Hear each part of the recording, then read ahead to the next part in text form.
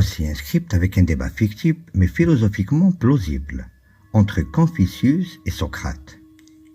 Si ces deux géants de la pensée s'étaient rencontrés, une confrontation philosophique entre l'Orient et l'Occident, entre la tradition et la remise en question, voici une reconstitution fictive mais respectueuse de leurs idées, du débat qu'ils auraient pu avoir.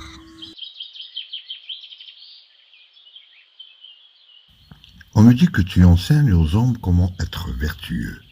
Confucius, c'est une noble tâche, mais permets-moi de te demander, qu'est-ce que la vertu?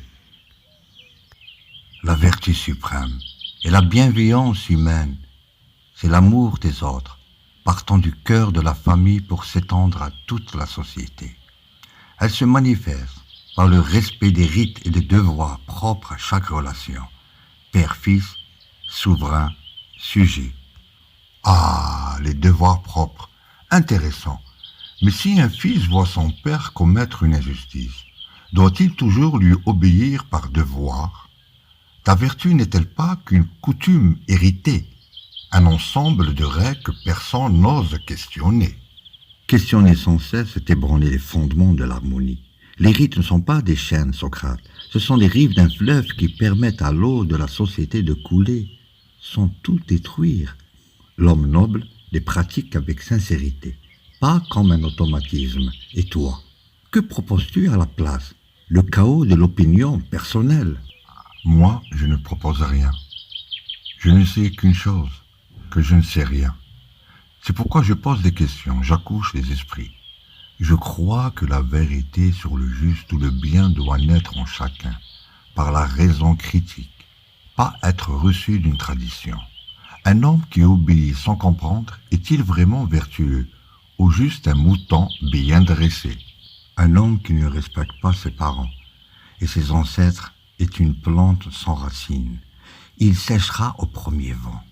Ta méthode, Socrate, produit des sceptiques arrogants qui croient tout savoir, parce qu'ils savent tout démolir. Moi, je transmets la sagesse des anciens pour édifier une société stable et humaine. La vertu s'apprend, se pratique, se ritualise. La sagesse des anciens. Mais si les anciens se trompaient, nous devons les honorer. N'est-ce pas le plus grand respect? Toi, tu parles de stabilité. Moi, je parle de vérité. Parfois, chercher la vérité déstabilise. N'est-ce pas préférable à une paix fondée sur l'erreur? Tu fais de l'individu et de sa raison la mesure de toute chose. C'est dangereux. L'homme n'est rien hors de ses liens. Mon idéal est un état où le souverain, pour sa vertu exemplaire, attire le respect, comme l'aimant attire le fer, sans besoin de lois contraignantes. Un souverain vertueux, combien en as-tu trouvé? Les hommes au pouvoir sont rarement les plus sages. Je fais confiance à un processus. Le dialogue raisonné, plus qu'à un homme aussi bon soit-il, et je me méfie de ceux qui prétendent détenir le modèle parfait de la société. N'est-ce pas une forme d'orgueil? Et ton incessante remise en question n'est-elle pas une forme d'orgueil supérieur? Celle de croire que l'esprit individuel peut, à partir de rien, reconstruire toute la sagesse. Nous avons besoin de repères et de modèles. Nous avons besoin de conscience, pas de modèles imposés. Un homme qui fait le bien parce qu'il a compris pourquoi c'est le bien est plus fiable que celui qui suit un modèle sans y penser. Nous cherchons tous deux à guider l'humanité vers le bien. Tu crois au feu intérieur de la raison qui éclaire chaque pas. Et toi, tu crois à la voie tracée par la sagesse collective qui empêche de se perdre?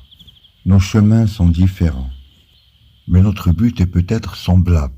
Cela mérite qu'on y réfléchisse. Alors reprenons. Que veux-tu vraiment dire par bienveillance?